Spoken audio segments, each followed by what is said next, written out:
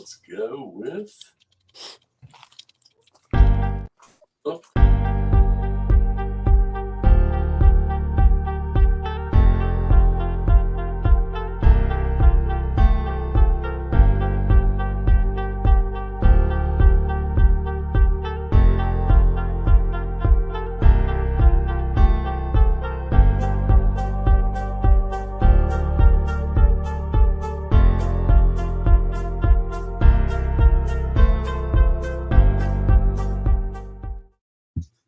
We are back. Nobody's watching yet. I wonder if it's a pre-Father's Day. Everybody's out, Yep. Becoming new fathers. There we go. We got one looking now. Say hey, first in. Chris. What's going on, Charles? A Canadian. Imagine that. Fellow Canadian. There you go. Coming in to support Rob. That's nice. There we go. Nice. Hey, so we're going to wrap up all the wonderful things we did. Hey, Jeff. Yeah. Your mic's really quiet. Oh, sorry. The better. Wait, make sure I got the right mics. There's Charles.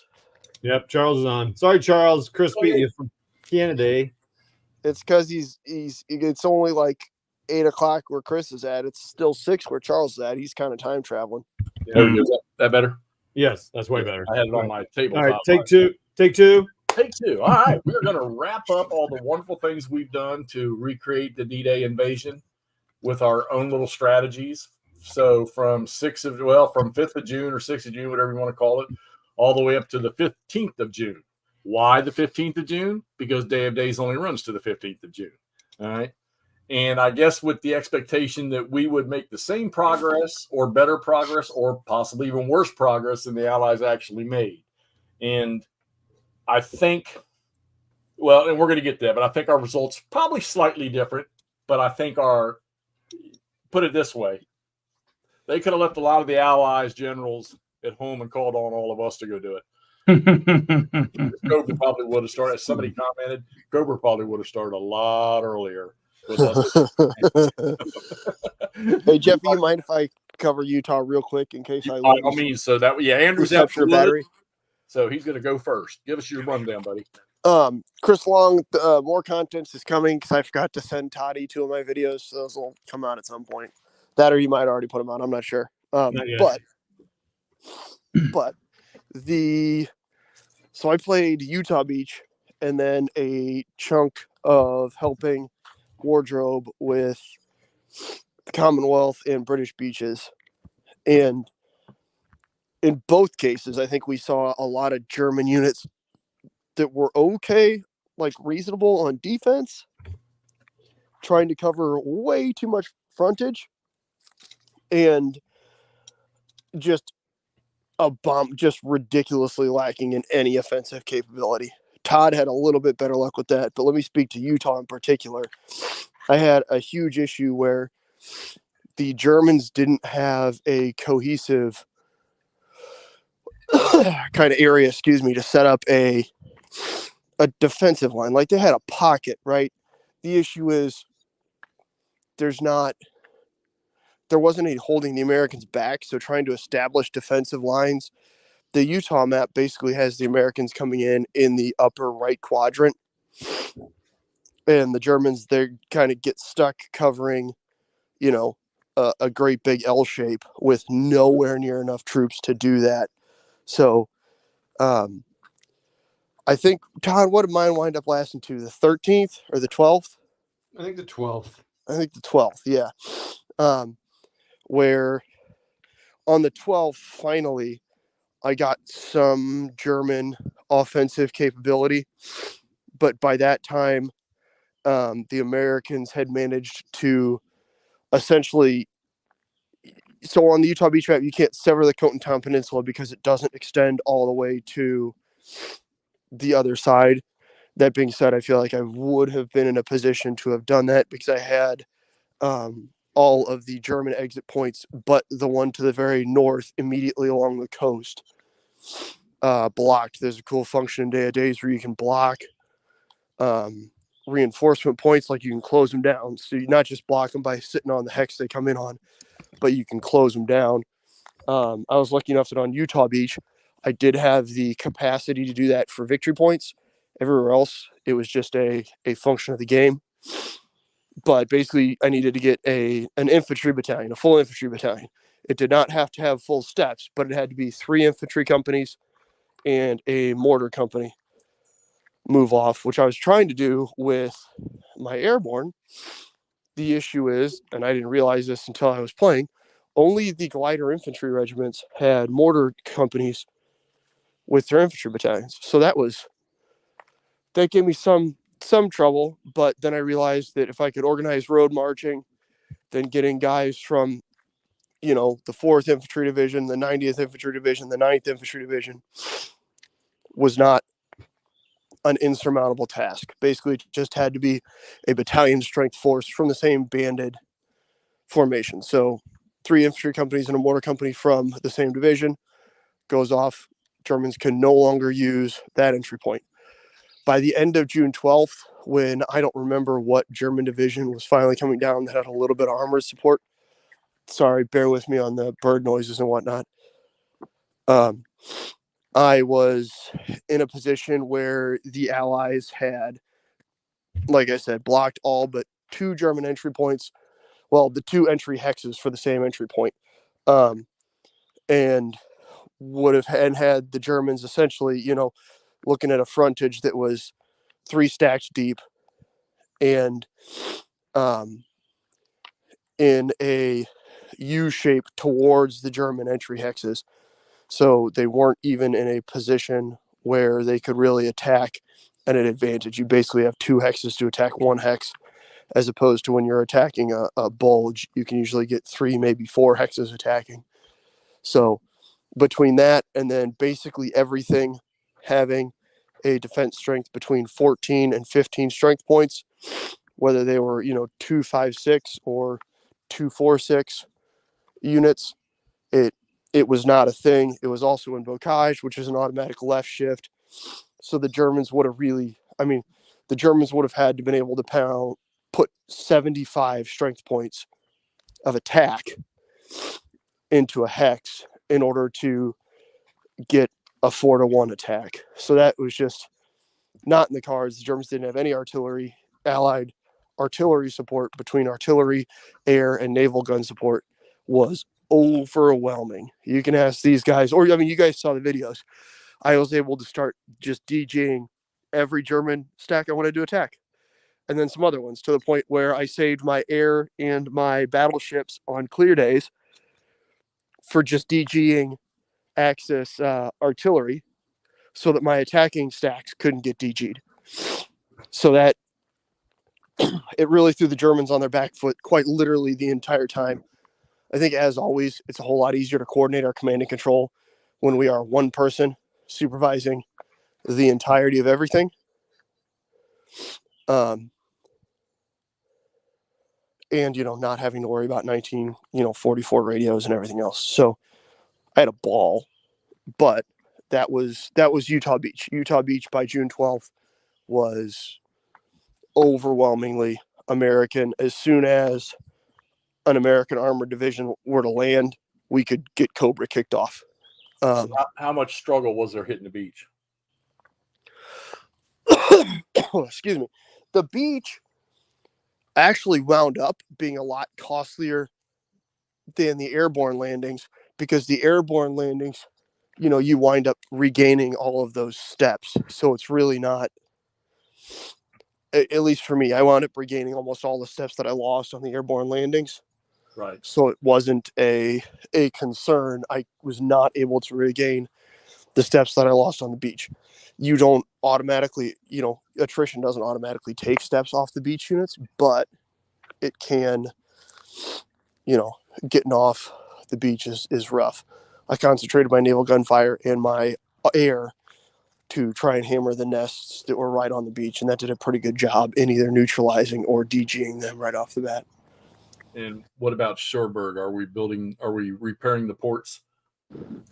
The Germans might just say, forget about this. I'm not sure that the Germans had enough time to concentrate forces. Right. Inside Cherbourg. You cut. Okay, so the map doesn't go all the way to the coast out to what, the I can't read that stuff out there to the left side of wherever the defense is of the To the Germans. west. Yeah, west.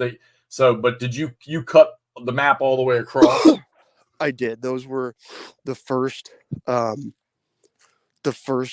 hexes that I closed were actually the C and D hexes, which were immediately across from the south end of Utah Beach. So those were the two that I could gain victory points for closing, and those were the two that I closed right off the bat. Right. So that was part of my sprint. I don't know if again, if you watch the videos, you hear me go, oops. I sprinted to split the Cotentan. Right. Not to take Carentan. So I had to kind of regroup so that I could get the command points going. But it worked out. All right. And your probably major terrain objective was Carentan? Yeah, so that was the only place. I didn't have a big city like Bayeux or Cannes or anything else, that had multiple victory point hexes. I think Carentan might have had 2. Right. So mine were mainly achieved by closing exits, taking those ones and twosies, and then I did succeed in removing every German resistance nest as well. So I didn't lose a point for that. I gave myself the 2 points for being able to remove the remainders of an airborne and infantry division because I had several turns to do that, and I could road march them clean off the map. But yeah, so it's good. I do not remember my exact score. I apologize, guys. That's okay. But would you say that your efforts were a drastic improvement over historical efforts in that region? I don't know if I would call it drastic. I think I sped the timetable along a little bit. I think Lawton Collins gets a promotion that he didn't necessarily get historically. Right. Putting myself as Lawton Collins in Charter 7th Corps. But yeah. So yeah, I think he gets a little bit of shine in Omar Bradley's eye that he might not have gotten historically. But ultimately, Utah was, I think, without a whole lot of argument, the most successful beach landing out there. So they just they didn't hit anything major and cutting Cotentan. That's why they were then in such a good position once Goodwood happened to just punch across with Cobra. So, and what about the airborne troops? How would you rate their performance in that fight? Excuse me, quite good, to be honest with you. They don't have a lot of artillery support, obviously, but they did well. They've got some weird rules for Utah where they have to concentrate the first couple turns within 5 hexes of the causeways over, I think it's the Margaret maybe, but that was not a big issue. They wound up doing that. That kind of gave them time to regroup with some of those stragglers, wait for turn 4 when they got the guys who lost a step and had to hold on the DZs as they were getting organized. So then once they did that, they were able to punch pretty good. Their big thing was they were able to use road march and then their normal movement to prevent German reinforcements from organizing, right? Which is kind of their whole entire point. But yeah, so it worked out well. They performed well. I wasn't, sitting there cursing like, why are these guys so weak? I knew that, they don't have any heavy weapons. So an airborne company is good for taking and holding. So in using them as something to take and hold, they performed quite well. All right. And then last question here. So one of the things, and historically they were trying to, linking up all the beachheads, how long did it take you to clear down to where the major thoroughfares crossing over to Omaha? So again, that was Carentan, and I could have taken it, I feel like, a turn or two sooner, but I was focused on cutting the Cotentan until I realized, oh wait, my command points come from taking Carentan. So I think it was 2 or 3 days, and I took Carentan. Probably could have pushed it at second day, kind of like historically. No, good synopsis for Utah, man. Excellent, good work. Victory at that end. All right, it is starting to set, and I'm getting eaten alive. I'm going to bid you all adieu. Cool. It's outstanding to see you guys. Have fun. Thanks for coming on. Thanks for helping. All right. Yeah, Andrew was out in the woods doing some little camping stuff with some folks. So, All right, so let's do Omaha because that one's probably the easiest of all of them. So I had Omaha Beach with the 1st, the 2nd, the 29th, and some Rangers and 2nd Armored eventually coming on. And while from what I understand in history, that beach was just a blood pin for the Allies.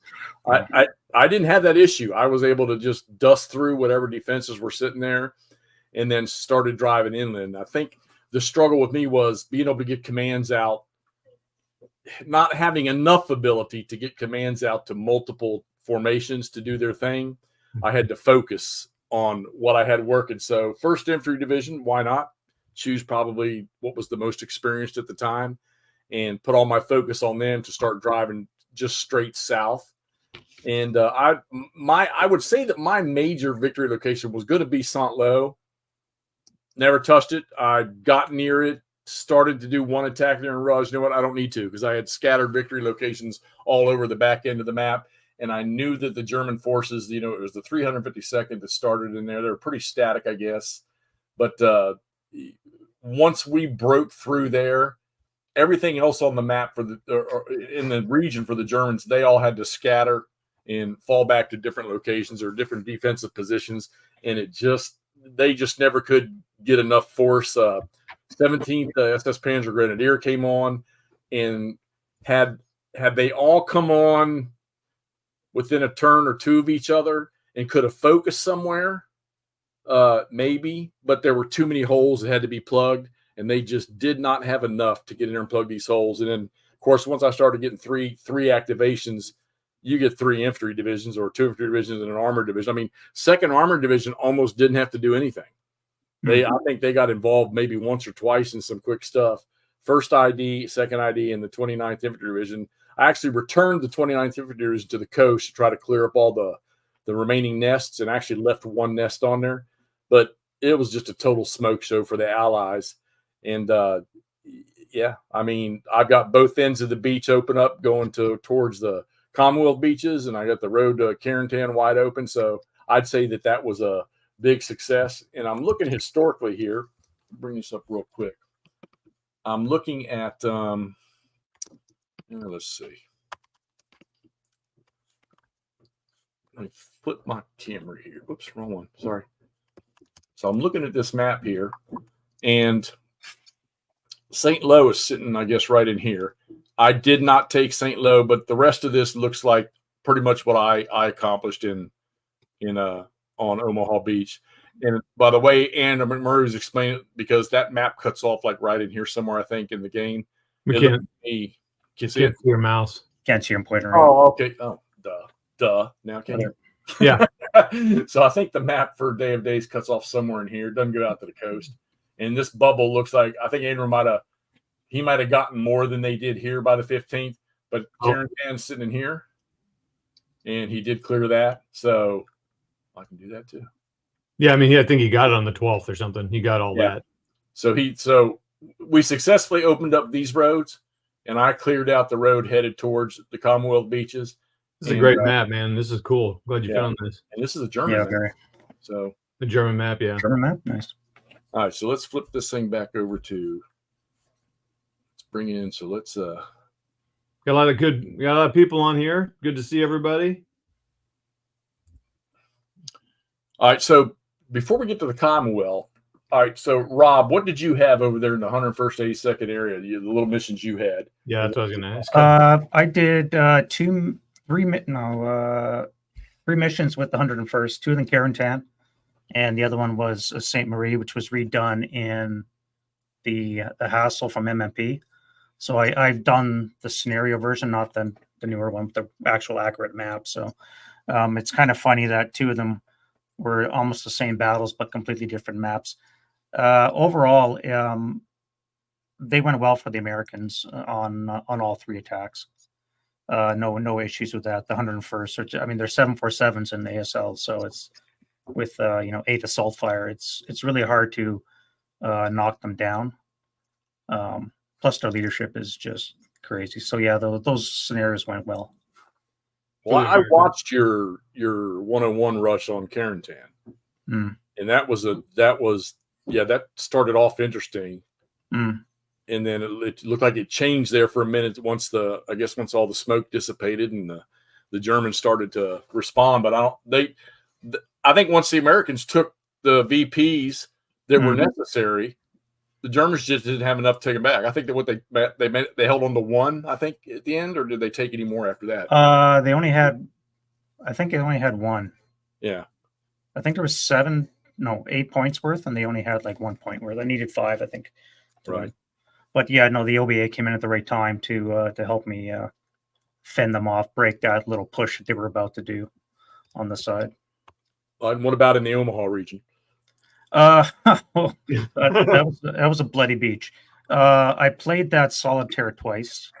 The first time I realized I'd made a shitload of mistakes because I completely misread half of the seaborne invasion in Chapter G in the rulebook. So things like if you're on the beach, you don't break, you become fanatic, or you get casualty reduced. Now, what sucks for that is if you have a lot of half squads, they get casualty reduced, they're gone. So half your force is going to get wiped out right away, or you're going to have your elite or your first line squads casualty reduced, and you don't have any heavy weapons yet because you're in the water trying to navigate all those obstacles, trying to get onto the damn beach. I think I would have won the first one if I had played it properly, and on the second one, I just had too many enemy pillboxes. I mean, there's 50 long sitting in a pillbox, 175. I mean, they knocked my landing craft out of the water before I could even beach. So it was definitely very bloody. Germans won that day. Yeah, I don't know if Day of Days. I mean, okay, they made the beach landings pretty simple, and you pretty much just roll a dice for success or not success or drift or whatever it is to which hex they're going in. So, I mean, I don't think that the landings are probably represented in, I hate to use the word, but in a more historically violent fashion, you know? Yeah, I think Normandy 44 is the same way because you're rolling basically against a weak ass strong point, which looks like 2 combat points, and then you're rolling to see if your duplex drive tanks make it onto the beach or not. So there's no real combat fighting, especially at Omaha. I mean, the CRT is a little bit tougher than the other beaches, but it's definitely not the focus of, I think, most of those efforts. It's get onto the beach and then slug it out. Right. For a lot of these names that I maybe not called us first time around. I see French in there, Frenchy, Rogue Sky Pilot. Hey, thanks for coming over, guys. The 4 of us, 3 of us played. Each took a beach in the SCS game Day of Days. And then Rob here, he played a bunch of squad leader scenarios that were spread out between all the areas that we were fighting on our beaches in, and sort of give us some of the closer in tactical operations that happened or smaller scale things that happened. And it worked out really good. This is a first time run for us. And I know that each of us are picking up points of maybe what we can add to the next time we do this. We are talking about Market Garden in September, which will give us some time to get together. And most of you guys that are out there that are ACW know that Gettysburg is going to be the next big thing on the table. So that'll be coming up here soon too. But yeah, we're gonna build on this, and hopefully we'll get add some more stuff to this for the next time we start again when we do Market Garden in September. All right, Tom, let's jump over to the Commonwealth beaches and let you do your thing, and then we'll get Rob to fill in the holes on that. Alrighty then. Let me share my screen. Present. Share screen. Let's see here. Window. And Todd had the biggest mess to deal with of all of us. Guess I'll share this screen. And we'll play. God, I love that. Oh, we got a movie. Nice. Well, it's not a movie. Old-timey movie. All right, can you see that? What are you seeing here? I can see 2 slides, 1 of 6. Yeah, let's cancel that. I see what it's doing here. Sorry, everybody. Go ahead and fill in the gap here. Vamp while I'm figuring this out.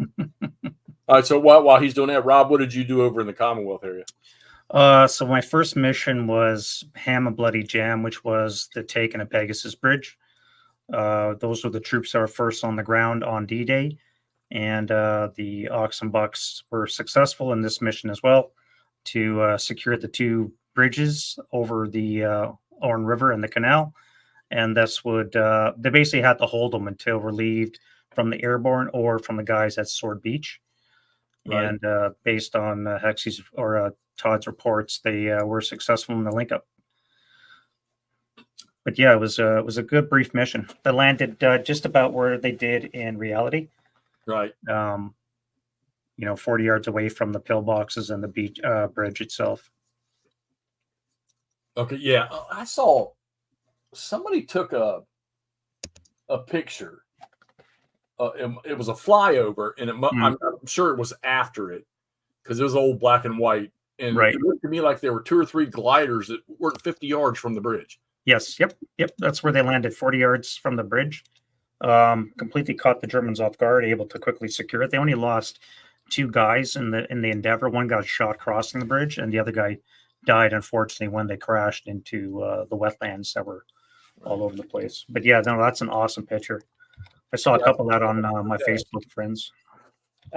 Okay, so I don't know if you played any or not. Were there any scenarios that dealt with con in ASL? Not directly, but to the west of Con, there was 2 scenarios. One was from the German perspective, where it was, I think it was his name's Obergefrieder Brash, who's a German, and he's the guy that had the Shrek that killed, I think he killed 3 tanks out of a 5-tank convoy. Wow. And the rest of the guys with him basically destroyed the rest, which is basically the same thing that happened with my playthrough. Right. He because a scenario with special rules said that he has a rate of fire of 1, which I rolled a 1. So he kills the first tank. It almost landed on the second tank, the turret. I was off by 1. If I would have rolled I think it was a 6, then it would have landed on the second tank, destroying that as well, and rolled a 5. So that was pretty close. Yeah, it was very, very nice. That's but then cool. he blew up the second one. I had a guy in the back, blew up the last tank, and then they're basically pinned, and I was able to wipe them out. The second one was a lot more interesting, and that was the one I just played last night. It was on the deluxe boards, and the British were holding an area just west of Con, and units came in from the Lair Division to take back the ground that they were holding. It didn't turn out to be very good for the British in that scenario. I think I horribly underplayed them. But you're dealing with Panthers and the Sherman 5 Charlie, which has a 76 double long, but there's only one of those, and the other tanks just could not pen the front of a Panther. So it was Right. It was quite interesting to play that one. I've never played that one before either, but that one was a German victory. Well, so you actually got a couple scenarios in that you've never touched before. Oh yeah, most of these I never actually. I don't think I've touched one of, except for Ham and Bloody Jam. I did that about 30 years ago when it came out. But the other ones I've never. I don't think I've done. Right. Yeah, no, it's quite interesting to look at these maps like that and see. All right, I'm going to answer Slav. So Slav, you're not the only one. Andrew thinks the same thing about the maps for Day of Days. And Bocage is one of the things we all discuss about. Me, on the other hand, I think that they're the prettiest of all the SCS maps because I like all that fancy looking terrain stuff. But I get what everybody says, and we discussed it a lot between us about the transfer from light to heavy Bocage, trying to understand what it was and what the difference was. So, all right, Toddley, you ready there, buddy? Yeah, let's see what happens here. I think I got my screen up to show, and let's see what happens. Okay, so are you seeing just the whole slide now? There you go. You can see the whole picture. Yep. Get that off. Okay, and I'm not going to be able to. I don't think I have the ability to point on this right now, so sorry about that. All right, so yeah, this is a lot. There's a lot going on here. I got 3 beaches and airborne as well, as you all know. And kind of going, Gold Juno Sword. Is that right? Yeah. Gold Juno Sword. Yes. Left to right. So this is the picture I'm going to show are the end of each day. So this is the end of June 6th. The yellow line, of course, is kind of how far I'd advanced. The big blob down there. Again, I can't point. Something's not working here. I'm not really clear what's going on. But is the con. The Pegasus Bridge was taken. So they were able to start. I think that's the British British 3rd Infantry Division over there, I think, and so they were able to start crossing over the Pegasus Bridge. So that was nice. You see them, some of them are starting to go down along that side to go take that column bell victory hex. Again, basically, I had to take 12 victory hexes, which are all the towns. Of course, con is like 18 of them. 12 of those, and I had 2 maps I was playing on. If there were any strong points on either map, like it could be 1 or it could be 10. If it doesn't matter how many, if there's 1 or more left, that'd be -1 victory point. So I kind of always had the goal, like, okay, I'm not going to worry about the strong points, so I need 14 victory points. If I can clear them out, great. If not, I'm not too worried about it because I'm shooting for 14. So you got con with all those, and you got like 1, 2, 3, 4, 5, 6 or so on the east of the Orne, and then the rest of them are kind of spattered all around, including Bayou, Carpet Airfield, the Carpet itself, Surmail. I'm sorry, butchering the names, but a bunch of little towns that I honestly had never really heard of, but I'm sure there's big battles down there. Oh, Villers Bocage is one. So all the little bars you see on there, the leftover sprue that I cut out from the counters to kind of keep me intact, like where I wanted the divisions to go. Because it's super easy in this, just kind of spread you guys all around and just do stuff. Although divisional integrity does matter in this. I don't know if you explained it, Jeff, but after the first, I don't know, 2, 4, definitely 4, maybe 5, 6 turns, you then have command points given to you, and it's pretty liberal, but you're limited, right? So I could only activate, I think, 3 to 4 British divisions or something at a time. The Germans could do 2 or 3 or 2.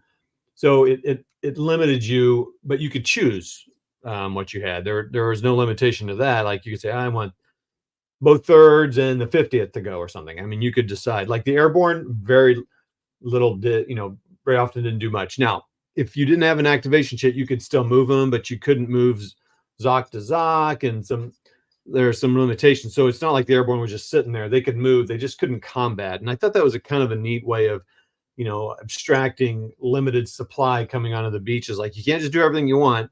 Right. Did you struggle with that? Your selections? Not a whole lot. That I thought that was kind of interesting. It's like, but it kind of came down to the wire on a few things. I think because I really focused on certain divisions doing the attacking, and airborne, I don't know, the commandos, I don't know, 2 or 3 others. We're just kind of there to kind of clean up in the back, make sure the Germans didn't get salty and froggy and start doing crazy stuff. Now, the thing is, they could still barrage. So usually I would keep on my barrage, for my attacking forces, I keep the barrage units a hex or 2 back. With the non-activating units, I'd always put the barrage units up front, because you can barrage anything that's adjacent to you even if you don't have a division activated.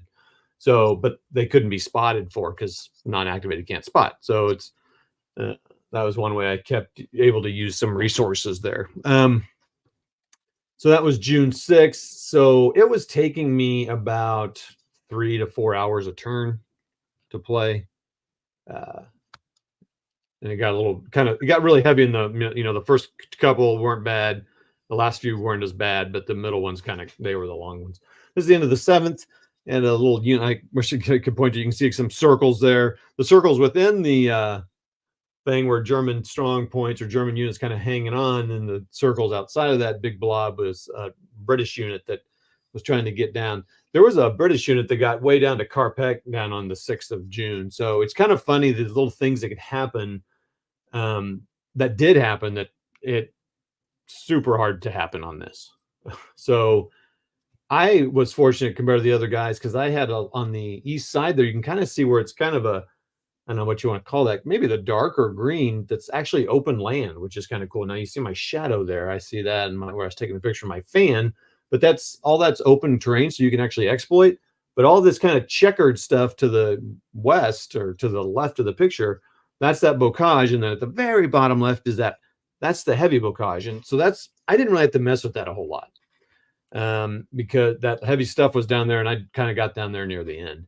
But you can't do any exploitation in that. And that's a huge thing in this game. So, we've talked about this before. You can usually attack like 3 or 4 times, but not here. But it's cool because it kind of, so it's hard to get units to go all the way down. And if you go back to the 6th, the 21st Panzer Division, were they Panzer? Yeah. 21st Panzer Grenadier, I think. Anyway, they were able to get on back to the beaches. Luke Sermer, between Gold and Juno and Sword. And it's kind of where that stick is pointing. That white stick is pointing out into the water. Kind of looks like a harbor, a mulberry bar. It's kind of sticking on the land in the harbor. They were actually able to make it there and were restaffing the strong points there, which I think is pretty wild. But then they saw the gliders flying over to reinforce over in the east of Oran, and they freaked out and thought, holy crap, we got to get out of here. So they backed off. So, it was minimal, but it would be kind of fun to do that here because then it would make the Allied go, crap, I gotta watch myself here. There was no way that was happening. I would have to be a way better German player to make that happen. I don't know. I mean, well, you're so June 6th and the June 7th image you had up. It looks like you kept. Your airborne's a little scattered, but they're still in their little zone. Looks like you kept a lot of your force integrity. Mm-hmm. Oh yeah, no, that's why I set those things out so I could. And I had that crazy map I drew on there that I'd showed in the beginning when we started this on the 5th, where I was like, okay, and I did that because again, I heard and learned from Ty, who was playing GTS, where it's just there's a lot to think about, and you're gonna do better if you kind of. You don't have to do historical, but you kind of play it the way their armies are built. They built them lightweight for a reason. Parcel it into manageable chunks. Yeah, it's the whole target. Yeah, 2 up, 1 back, or whatever. And I'm like, okay. Like Andrew was even like saying he was keeping stuff kind of, keeping it together there, keeping the 3 infantry companies and their support units because that's kind of why they were built that way. Now you ended up kind of spreading out and doing stuff that would probably have been. A more complicated game would, penalize you for. But anyway, it just helped you. So anyway, so back to June 7th. Let's keep making here. So you can see I'm pushing to Khan. I'm pushing past, I think at this point I might have taken Columbell, which is over on the east right there. And then there's the 8th. That's good.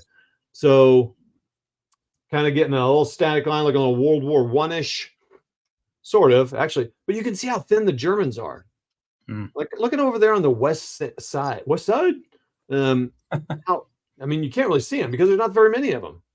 So then you're just trying to then I started thinking here at this point, you can see some little bulges there that the Germans have. Well, what you want to do is surround them, get them out of supply, and then DGM, and they're quartered. Their defense is quartered. That's amazing. And it was real, you got to stay real focused on what am I trying to do? Don't get stuck some guy that's units up there near the beach. Just surround them with a couple of weak units, and they're not going to attack you. And then move everybody around. But I started thinking, okay, I got to get a couple roads clear so I can do this road march thing. And the road march is one of the first steps in the turn, and that. Then McMurray came and helped me, and you'll see the difference here. McMurray came over and helped me. We played 6.5 hours on Memorial Day. Who's hanging on in that pocket right there for the Germans? Is that? Okay, so was that my? Okay, so I think that bulge there, that's Panzer Lehr. Yeah, that's right. Yeah, Panzer Lehr comes on. And they were scooting up here, and Panzer Lehr got up there, and I said, what I'm going to try to do with Panzer Lehr what 21st did. That was really honestly a mistake. I'd say that was my biggest mistake as the Germans. Because I got up there, I kept the Allies occupied. You can see it's kind of kept that bulge and made it stronger. And they got in there a ways. But yes, it was dumb because the British or the Commonwealth forces were all were able to close a bunch of them off. And I was like, well, okay, that was dumb. So that was probably my biggest mistake. I needed to spread them out. Like I was saying about divisional integrity. So the Germans were really kind of spread out. So it was kind of hard to do. Like the 21st was in some area, the 7/16, I'm going to mess up the numbers. 7/16, 3/52, I think. And the they were kind of spread out, so it's hard to do that. But I thought, let's shift them where they're together at least. And so Panzerlehr really should have reinforced this west side over here and kind of bumped up there. I started to back up some of the troops in the pocket, and I think that was the right thing to do. But man, it was hard because by then they were getting some momentum. Because here's what happened at the end of McMurray and I were able to do 4 turns in 6.5 hours, and this is what happened. Boom, shakalaka. Wow. That's a push. Guess which side McMurray had? He had that west side. So, and at this point, we said, and I should have caught the picture on the map. So that bulge there, that's Panzerlehr up there. That looks like a little, like, I don't know, like a little chicken or face or something. I don't know what that's Panzerlehr stuck up there. So McMurray was using all the commando units to hold victory hexes. Then we said, you know what, we need to close these entry hexes. So what you had to do is you had to commit a battalion to do that. So 3 companies and their mortar team, and then you had to keep it in supply. So you would exit those guys off, and then you lost them. I think we determined I used, we'll see it here in just a minute. Anyway, so you can see that all that area near Caen. I mean, I'm still pretty far from Caen, honestly. And the airborne over on the east side, they're just kind of getting bunched up there. And that messy area over there on the very far right that's kind of cut off, that's swamp. You can't do jack with that stuff. I mean, you're attacking half out of it. It's terrible area. And there's some roads coming in there. So my goal there was to try to cut some of those road offs, because this is where a bunch of stuff was going to come on at some point. And yeah, and so there's that. And then here's June 10th. So yeah, you don't see much of a thing because most everything here is Commonwealth. Those X's are all the closed off exit points. 6, 7, 8, 9. So we had 9 battalions went out there. So what is that? Good Lord. That's 3 regiments. So give or take. Wow. Oh, that's okay. Yeah, you got that flood of those lightweight infantry divisions that rolled in over there. Yep. Yeah. So, and then all this, there's just some kind of lines of people. This is me getting ready for road march, because you can't be stacked to road march. So I'm just like, all right, lining all these guys up, and they're able to zoom all over here to the right. And it was at this point that I was like, you know what? So what we had done is the Germans could only enter in one of 3 studs, 2 of them in swamp. Well, 3 of them in swamp, and you can't cross that river. So then we're like, where are they going to go? Yeah. I mean, so the British were just going to put it, and it would just be a redundant. They were not going to capture. I had like, I don't know how many victory hexes I had at this point, because Caen's taken, except for a couple. And those guys that are circled in Caen, I ended up playing. I think I might have played a little bit of the 11th just to kind of say I cleared it out. No, and there were no strong points on the left map. The right map had some. Like, I think Maryville Battery was still there. I think I might have actually finally defeated that one. But so that was that. That felt really good. And I would say that we not only did this, but we didn't have a Fillet Gap situation. We destroyed all those, and we were pretty much the Commonwealth were in. Maybe they weren't in Berlin by Christmas, but they were doing pretty good. Definitely pushing it. And then this is kind of all the maps, just kind of in one picture. 6 on the top left, then over to the 7th, wow. 8th, 9th, 10th. That is two huge leaps there on the 9th and 10th. I know. Holy shit. It's like Cobra started on the 9th. Mm-hmm. Right. Yeah. Yeah. Well, that would be Goodwood over here on this side. Wow. So, yeah, I guess once y'all opened up the path, and of course, I was watching y'all when y'all played that little piece of it. So, yeah, you were on for a little bit of that. That was interesting to see. McMurray's aggressive, so we know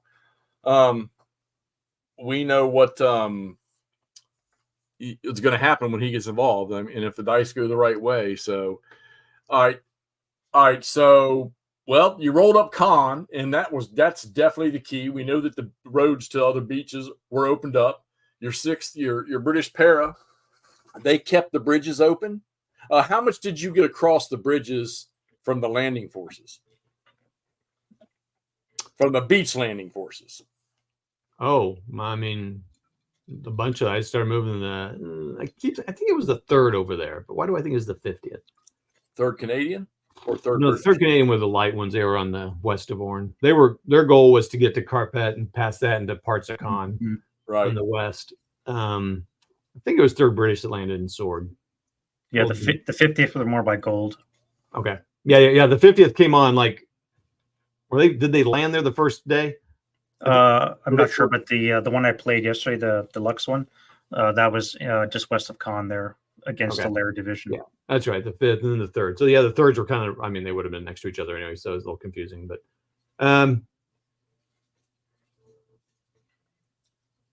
so anyway, yeah, it was fun. But yeah, we can talk about it was funny. Yeah, we can talk kind of about the player morale here whenever you want to talk about that. But it was good. We got it.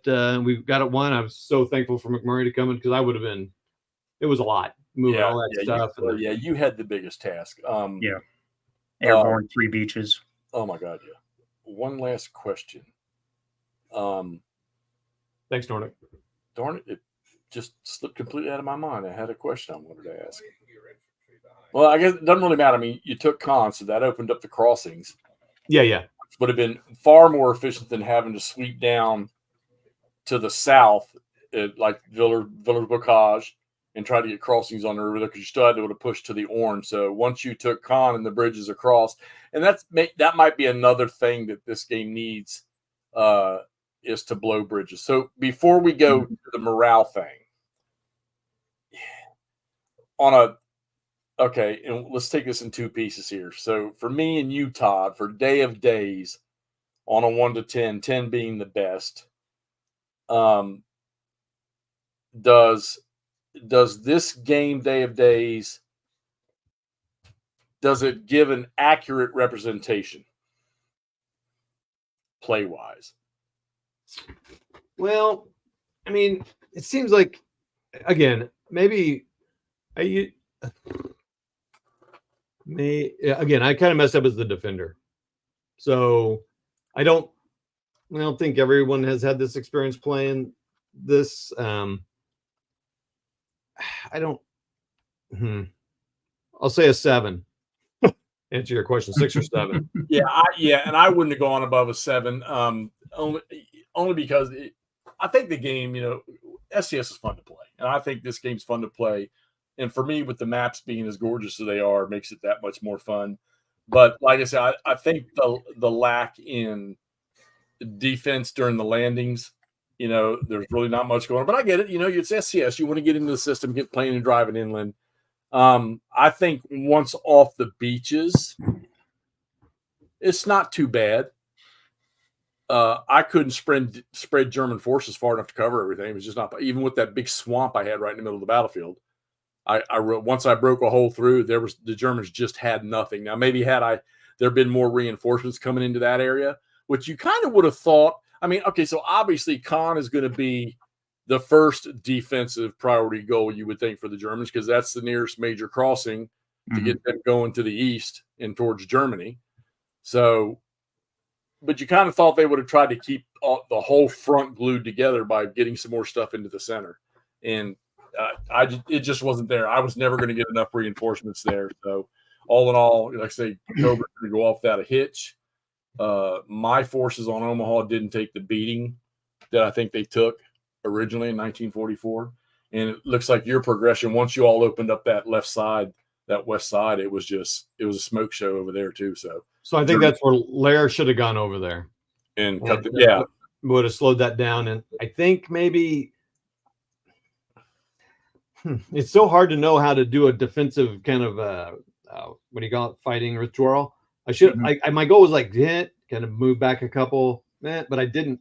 Somehow you just stayed static, and then it was like I should have maybe moved him back and then really filled up Caen like crazy. And like, well, but the thing is, you could win without Caen. That was kind of a cool thing about the victory conditions. Like, you don't take Caen, you just got to take everything surrounding it. So you just don't turtle in Caen. You actually have to defend everything. Yeah. Well, and I know when I played Dead a couple of years back that because I was only playing these 2 beaches, I wasn't even thinking about the other beaches, is this river line. I did everything I could to try to stop the bridges, but it wasn't going to happen.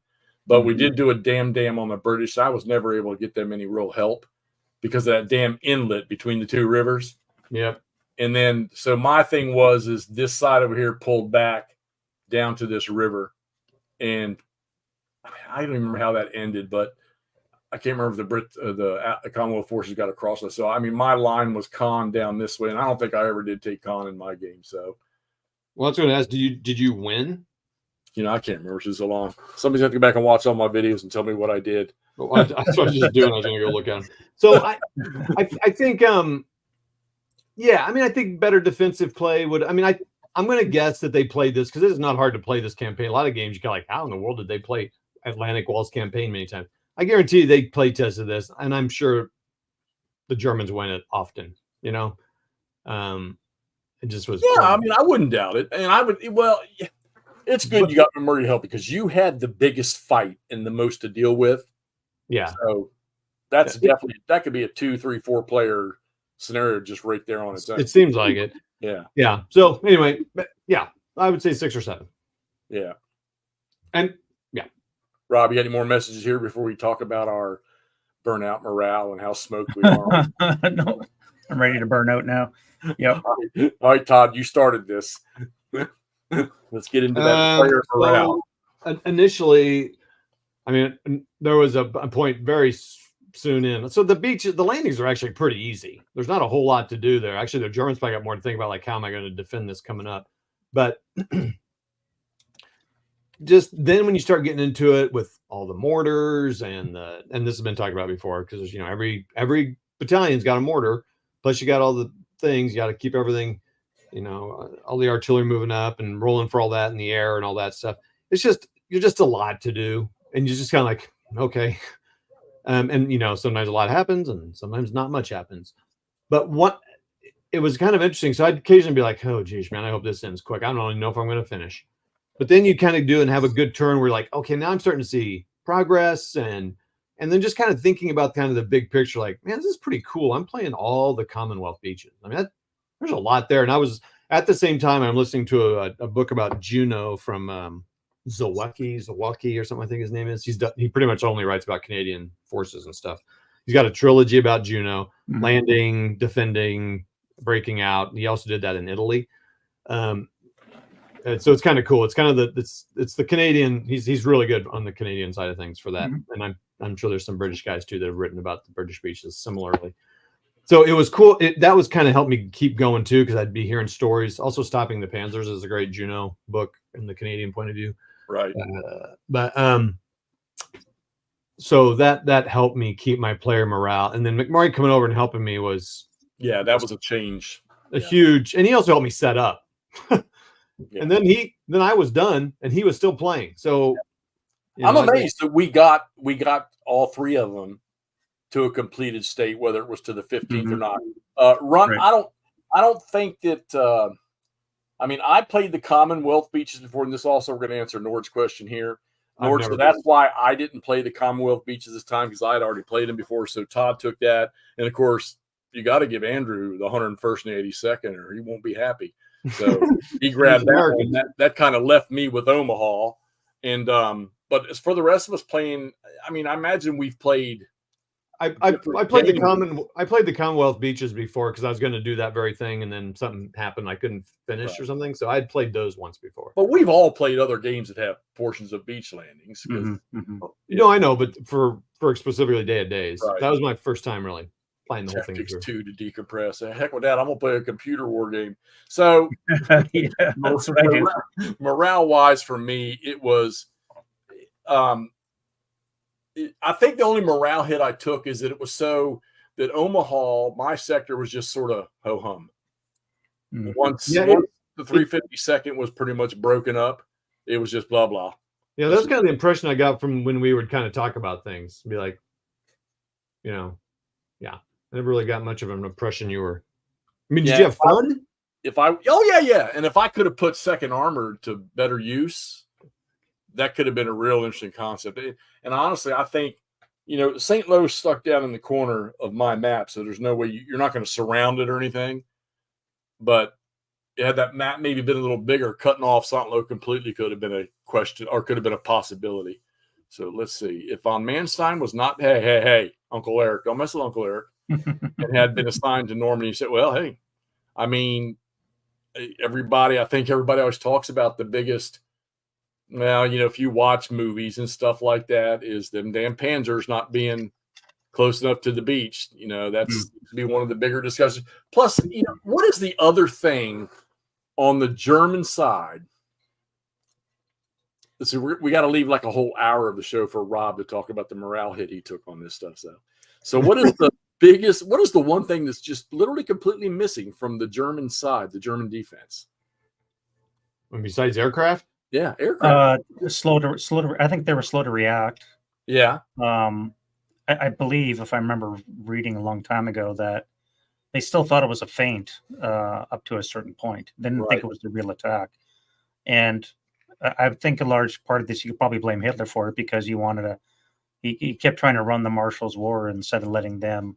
So even Manstein might have, you know, issues trying to pull those panzers into where he thought they might be a good position. Well, Manstein was a great counter to a lot of operations by Allies, Soviets, whatever. Great counters. I mean, I think he'd have been a great fit over here if he had the freedom to act. Sure. Yeah.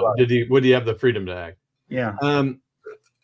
Yeah. I mean, and there was just a lot of. I mean, it was just miscommunication and the whole not hierarchy, but bureaucracy, sort of, so to speak, and the politics of, you know, generals not liking generals and afraid of Hitler and blah blah blah. I mean, that hurts a lot, and just like communication is a problem, and and they. I mean, I don't know how long it went. I can't remember. Some of the books talked about it, and I heard some of the YouTube videos on it, but I mean, yeah, they were thinking it was a feint for a month. I mean, it was a long time because you know, I mean, they kind of be like.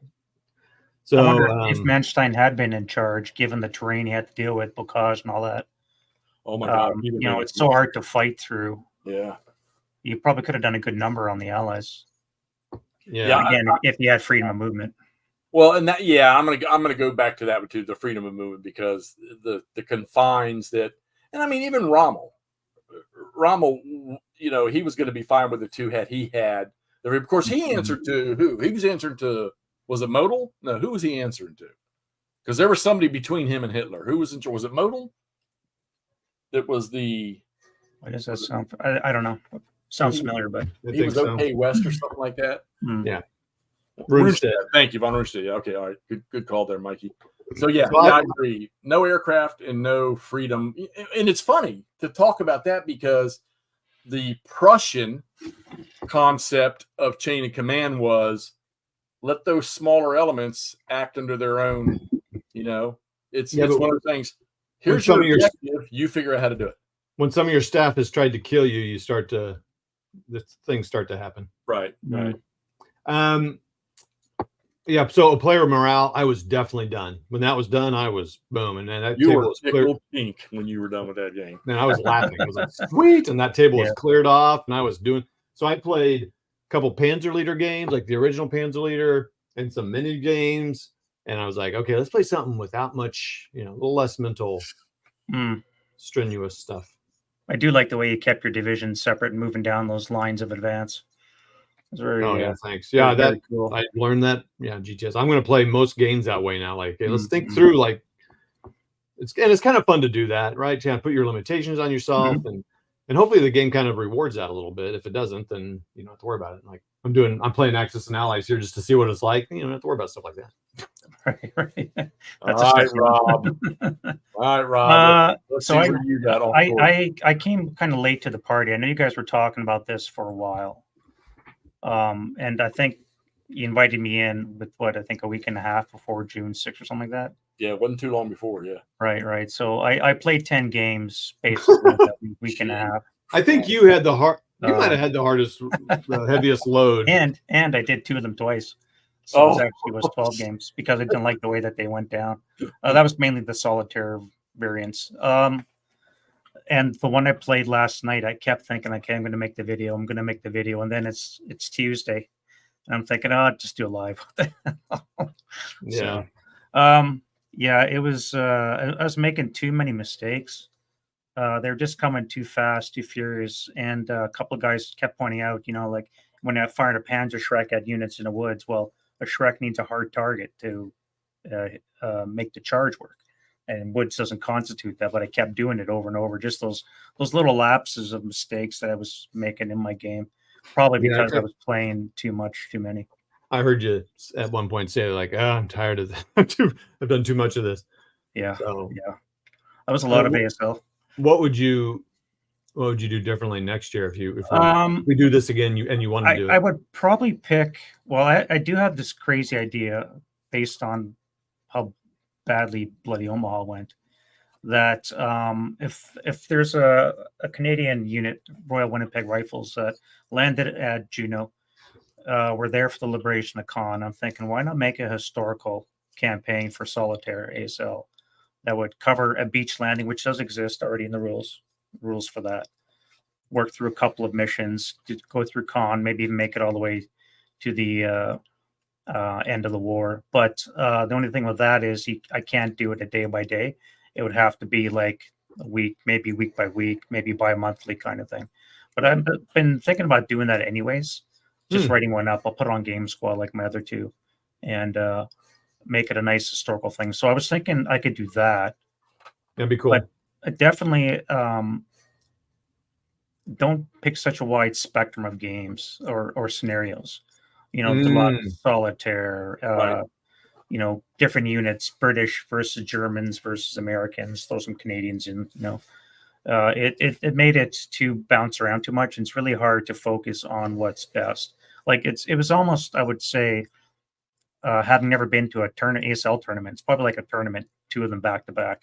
That's how many games, you know, you're going through in a week. So I don't know how the guys do it. Kudos to those guys that can play 5 games over a 2.5 day span. And so what you're saying is you would play just the British and Germans so that you don't have to remember what do the Americans do differently? Right, Why right. Okay. And if there's a way to somehow connect them in some kind of campaign story, if you will.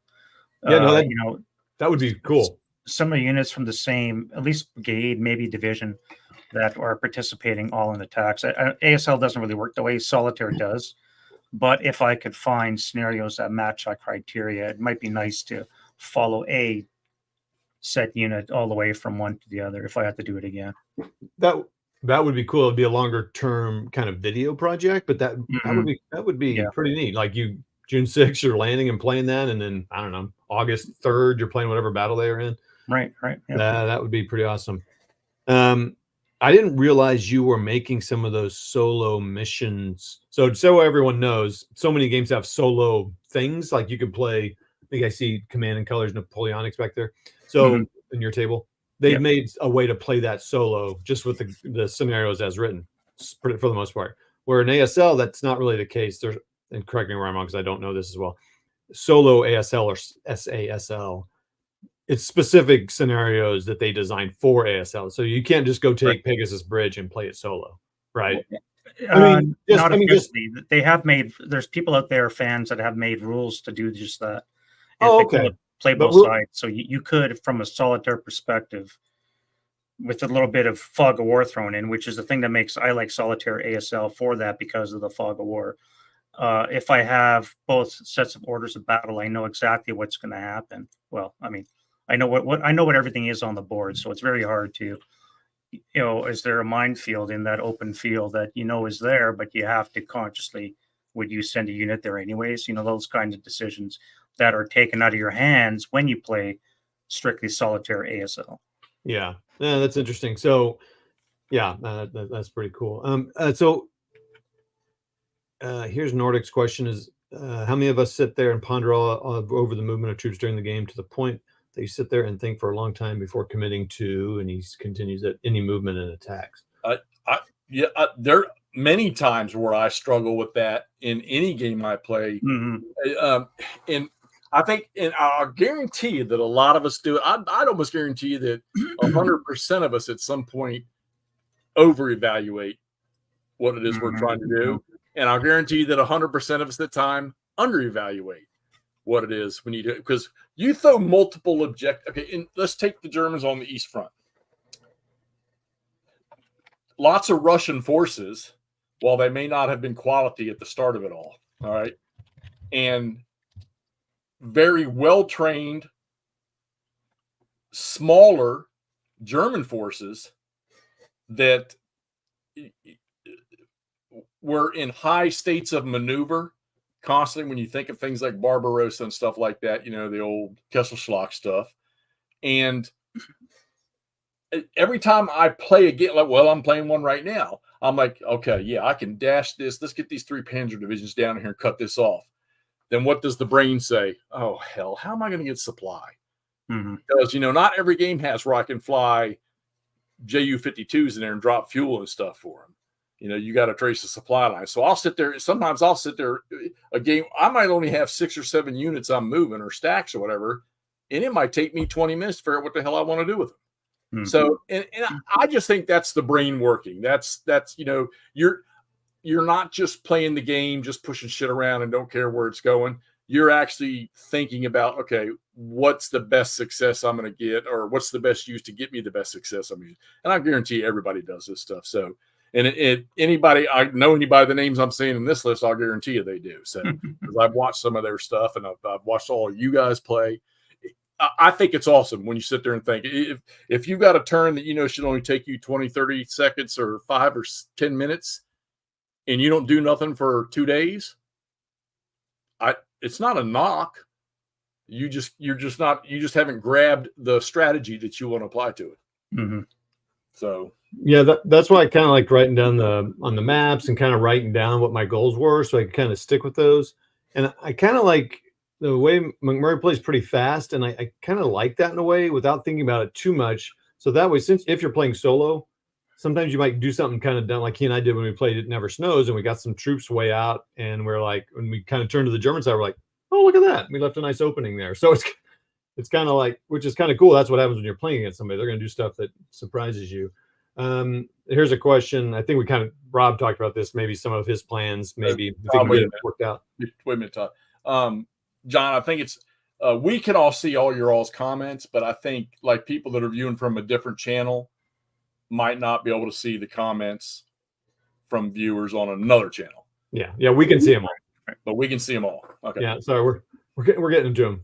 So Jeff, will you do this next year in some form or another?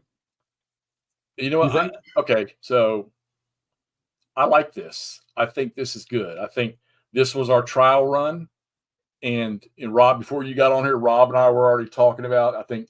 All right, so one mandatory incorporation, I think, for this now. I think it's going to be depending on what you're playing. Like, I don't know if he's going to do a squad leader if he plays squad leader. Hopefully, by then, we'll have increased his game library to like 400 games that aren't squad leader. But no, don't. I like him being the progression map thing. That is now, and I'm going to start it with the game I'm playing over there. That's going to be a high priority. I think that is probably one of the biggest things we can incorporate. Now I'm going to start putting in videos is the best I can. And maybe why not just random pop-up live stream and show progression of the current battle you're playing. All right. That being said, and this is for everybody out there that's watching this stuff. Okay, like I say, this was the Olympic qualification round for us. Okay, trying to figure out whether or not we can actually get to the Olympics. So now, what we're going to need from everybody that's out there, and you can drop it on any one of our channels in the comments.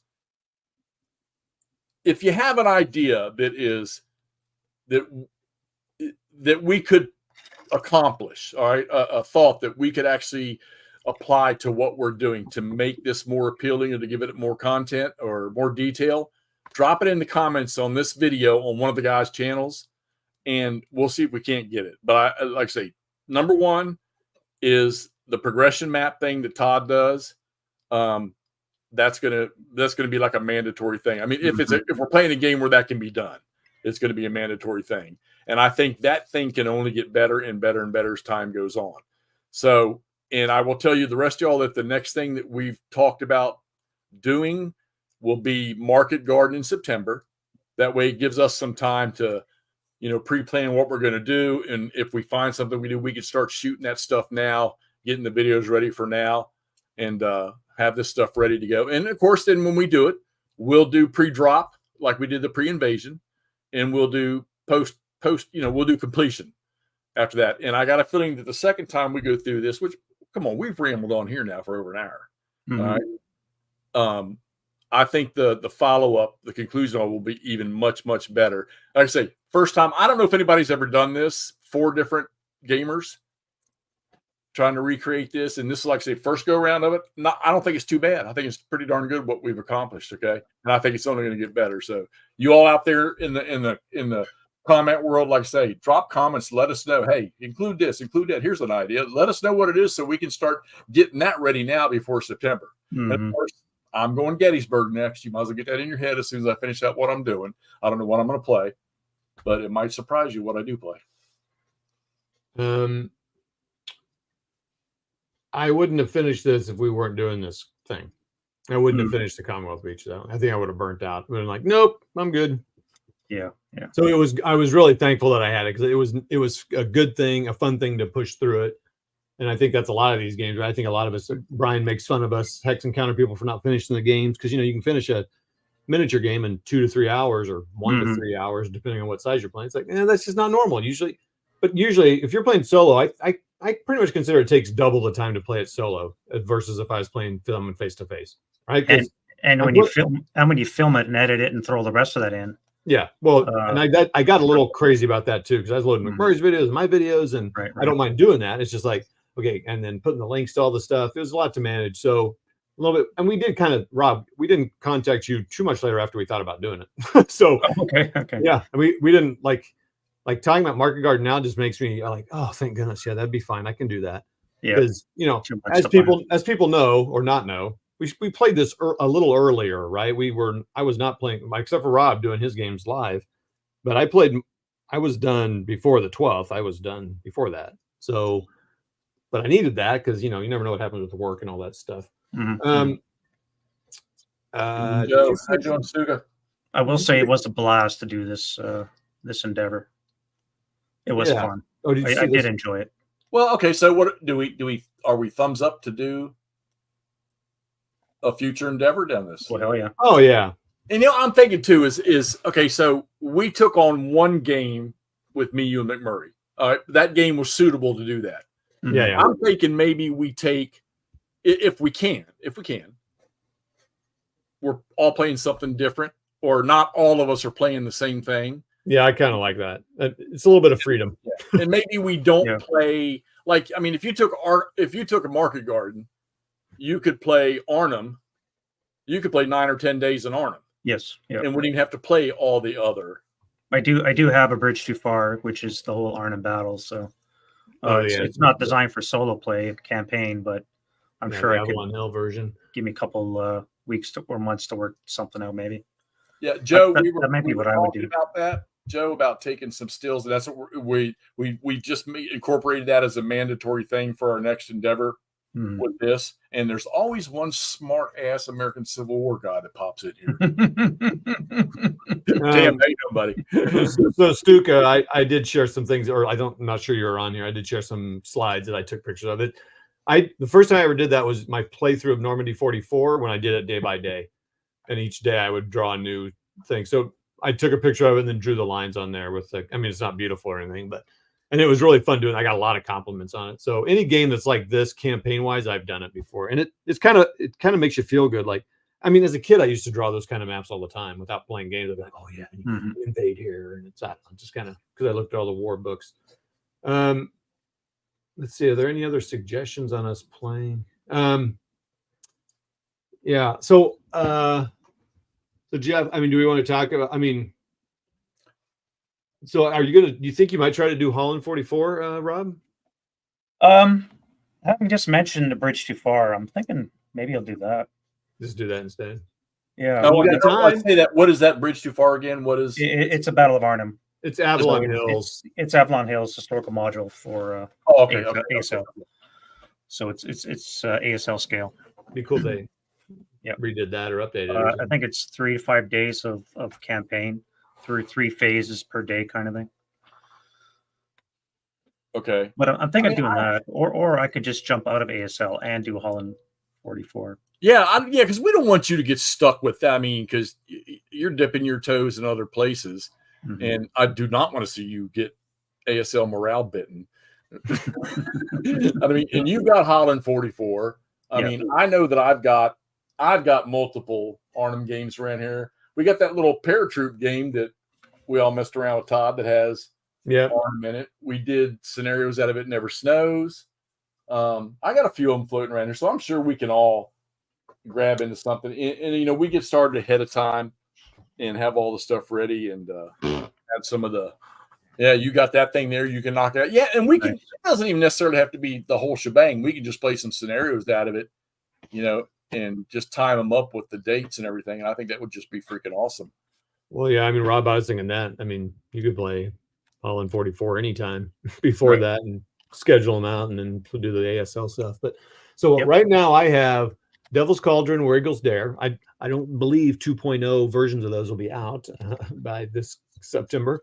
So I don't have to worry about that. It'd be kind of like Utah. Oh, by the way, Utah, GTS Utah is, I mean, it sounds like they're going to stop pre-order buying on that like in a couple days. Like so now. If you really want that, I know Jeff was considering it, but it's a lot of money. I get it, $250, but plus tax. And if you're in Canada, it'll maybe like $9,000 shipping. But yeah, customs. Wait, did you play that, Jeff? Was that one you tried? I played a scenario in it, and it really, I wish I had. Okay, so I'm gonna beg anybody got the SPI Highway to the Reich, send it to me. Missed that thing so bad. Is that better than that? I mean, neither one of the systems were great, but the SPI one I think is better than that right there. So, all right. So I have Devil's Cauldron. That I have It Never Snows. McMurray and I played that. I really don't want to play that whole campaign. I don't think he does either. But I believe McMurray bought an old Storm over Arnhem thing, which is an area movement Arnhem game, very famous from Avalon Hill. I think he's got that. And he and I'll probably try that. I honestly don't have that many. I'm just kind of looking up at my. There's a number of them out there. No, but I don't have very many of them. I kind of because I got rid of Normandy 40 or Holland. Yeah, but you could do little hits in the because you're the only one of us that has the GTS ones that have. Yeah, and that's probably what I would do. I mean, since Jeff and I played version 1.1. I would be more comfortable doing this, and I think Ty would probably be willing to jump on and play a couple games. So that might be kind of cool to get him roped into it a little bit. By the way, Jeff, look at the size of these activation counters they're humongous. And then look at this. He says, what is that? It's a loser. I don't know why that's in there. But I guess but these are the formation activation counters for that. They're like double the size of the regular counters. Oh my god. Anywho, so that's probably what I'll do. I'll probably spend most of my time on that. I mean, hey, whoa, hold on, Jeff. Jeff. Oh, here we go. You got it too, buddy. I do. Come on, man. We're gonna make Rob play. Oh, Decision at Elf. I forgot about that. Nice. This is Rob. Remember when I hit you up about teaching us armor and stuff? Yes. Yep. That's because of that game right there. Nice. Todd's messed with it. I haven't. There's Joe. Joe's giving us some of his video tips. He's got that darn sliding tripod situation track thing set up over top of his boards, and he's got multiple phones tied in with high def cameras on the phone. Joe, we can't compete with you, bro. Phenomenal. Maybe we all need to go to Joe's house and play our games, and he can be the filmer, and we can play that. Yeah, I think we got some good stuff going forward. I really think that our next endeavor is going to be pretty awesome. And like I said, I'm going to start working. This is funny because when I start doing these little progression maps, this is going to take me back to writing operational plans, op orders for operations in the military. It's going to bring back a full flood of memories to do that stuff. So yeah, I can imagine. Looking forward to doing this. So that'll be kind of fun. But yeah, you really kind of got to do that on a large scale game. Like Holland 44 would probably work. I got to admit, I will say this about Holland 44. It's kind of cool that they got that whole shebang into one map. So I think that was a really, really good deal there. Yeah, but Joe, you've got that little push button thing where you've got multiple phones, don't you? At least I remember watching a video you shot like 3 years ago, I think. So, all right. Well, you know what? Hey, this has been good, guys. I mean, no, I really appreciate you guys doing this. I mean, seeing Rob coming up there and all your videos posting up. And I tell you, from a selfish point, it really helped my views and my subscriptions.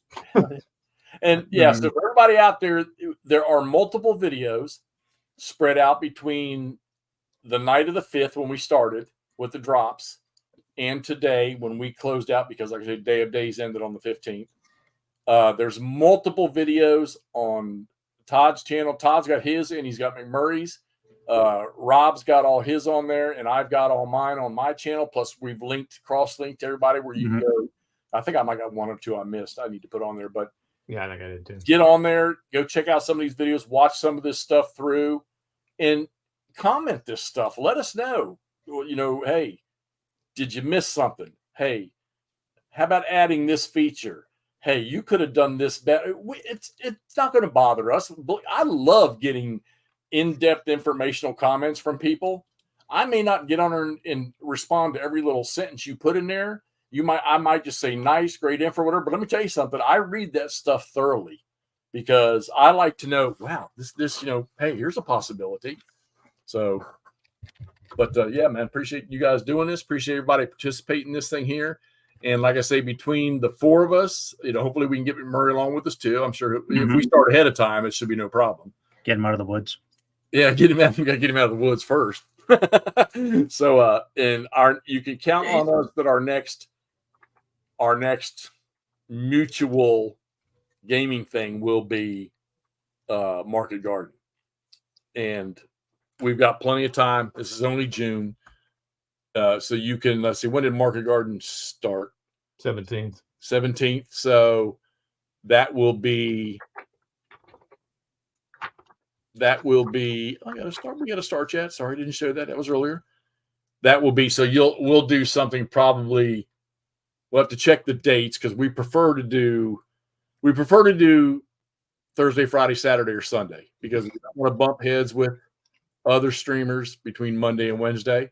But since it's oriented, we'll discuss if it bumps head with somebody that's not going to hurt too bad. There's only two people I think we need that I like to discuss that with. So, but we'll look forward to us doing Market Garden here. So, anybody any final comments before we wrap this up? No. Wait a minute. Oh, yeah, there you go. I'm sorry, Chuck. So, look, guys, if any of you guys out there have plays, videos, photos, videos might be a little tough. Or if you have a channel, maybe you haven't shot a video yet. Maybe you want to, but you're just not sure. Shoot the damn thing. All right. And put it out there. It doesn't cost you nothing to put that on YouTube. If you've got the urge to do it, do it. And we'll come, you can bet we'll come see it. Let us know if you posted something. Maybe you got some snapshots of something you're playing with a description. You know what? My email is on my YouTube page. If you want to get it up somewhere and you just don't really feel comfortable doing it or don't have the ability to do it, you send us some stuff with some good info on it, and you're liable to see us post it up there for you with respects to you who played it. I'm not opposed to that. Always looking for good stuff. But like I say, if you got a YouTube channel, doesn't cost you nothing to shoot a video. Even if you don't talk. You want to ask Chuck. Chuck used to shoot a lot of videos at first and didn't do much talking. And he's still grinding away and shooting tons of videos. He comments. I love the way he comments on his map board with his whiteboard markers. I love trying to read all the notes he puts on the board. He does a great job with it. So y'all should do it. I really do. All right. Anybody else? Any comments? No, I'm good. All right. I think I'll sleep now. Thank God. Yeah. We'll go to bed for about a week. I'll play Diablo 4 until the wee hours in the morning. We'll see. One of the other. All right, gang. Everybody, thank you all for joining us tonight. Great info in the chat, guys, and hope to see y'all again next time we go live. And you'll be seeing Tom. I got to get back to GCACW. Amen. Before we forget how to play it. All right. Talk to y'all soon. See ya. See y'all. Bye, guys. Bye.